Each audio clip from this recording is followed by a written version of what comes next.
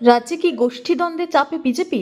রারবঙ্গে প্রার্থীদের নিয়ে high voltage বৈঠক। বিজেপির প্রার্থী তালিকা ঘোষণার পর থেকেই রাজ্যের বিভিন্ন জেলায় গোষ্ঠীদ্বন্দ্ব প্রকাশ্যে আসতে শুরু করেছে, যা স্বাভাবিকভাবেই অস্বস্তিতে ফেলেছে গেরুয়া শিবিরকে।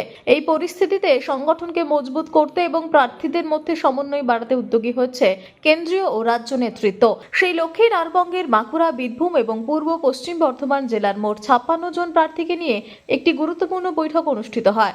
বৈঠকে উপস্থিত হয়েছেন কেন্দ্রীয় পর্যবেক্ষক সতীশ ধর, সুনীল বানসাল, এছাড়াও ছিলেন রাজ্য সভাপতি শ্রমিক ভট্টাচার্য। উল্লেখযোগ্য বিষয়, এই 56টি বিধানসভার অধিকাংশই বর্তমানে তৃণমূল কংগ্রেসের দখলে থাকায় বিজেপির কাছে এই অঞ্চল বিশেষ গুরুত্ব বহন করছে।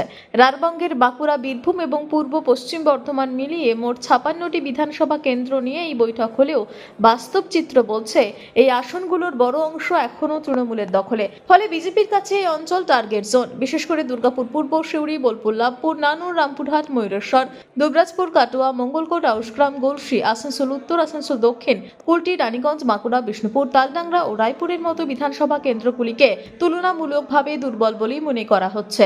রাজনৈতিক মহলের মতে এই বৈঠক থেকে প্রার্থীদের উদ্দেশ্যে একাধিক দিক নির্দেশ দেওয়া হতে পারে। বিশেষ করে গোষ্ঠীদ্বন্দ্ব দূর করে সংগঠনকে একজোট করার উপর জোর দেওয়া হতে পারে। বৈঠকের পর রারবঙ্গের রাজনৈতিক সমীকরণ কতটা বদলায়, এখন সেদিকেই নজর রয়েছে রাজনৈতিক মহলের। বিজেপির রাজ্য নেতা, বর্তমানে বিজেপির প্রার্থী জগন্নাথ চট্টোপাধ্যায় দাবি করেন, এই বৈঠক থেকে রাজনৈতিক রণকৌশল সাজানো হবে। এখন আকাশে বাতাসে একটাই সুর, তৃণমূলকে হারানো। তাই আমরা বলছি, পাল্টানো দরকার, চাই বিজেপি সরকার।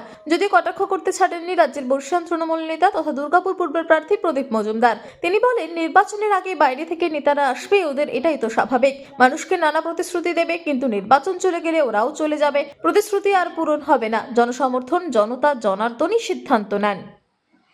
কলকাতাতেও হবে, এখানেও হবে, সর্বত্র আমাদের ক্যান্ডিডেট, বিধানসভা কনভেনার, ইনচার্জ সহ আমাদের সাংগঠনিক স্ট্রাকচার, জেলা সভাপতি যারা আছেন তাদের নিয়ে এই বৈঠকগুলি হচ্ছে। আমরা আমাদের রাজনৈতিক রণকৌশল, নির্বাচনী ম্যানেজমেন্টের রণকৌশল তৈরি করছি।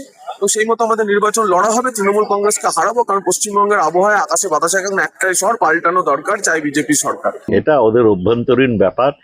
গোষ্ঠী তো আছে ওদের, ওদের তো দল বলে আমি বিশেষ কিছু দেখি না। আর নির্বাচনের প্রাক্কালে ওদের নানা রকম নেতারা আসেন, তাতেই তো আমরা অভ্যস্ত।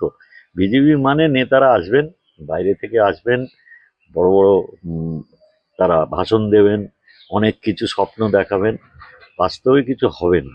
তো জনসমর্থন, জনতা জনার্দন তারা সিদ্ধান্ত নেন নির্বাচনে। এখন কোন নেতা কোথায় এলো, নিজেদের গন্ডগোল থামাতে বা মানুষকে মিথ্যে কথা বলতে, এতে কোনো পার্থক্য হয় না। কারণ মানুষ চিনে গেছে যে যাই বলুন, সর্বোচ্চ নেতৃত্ব ওনাদের।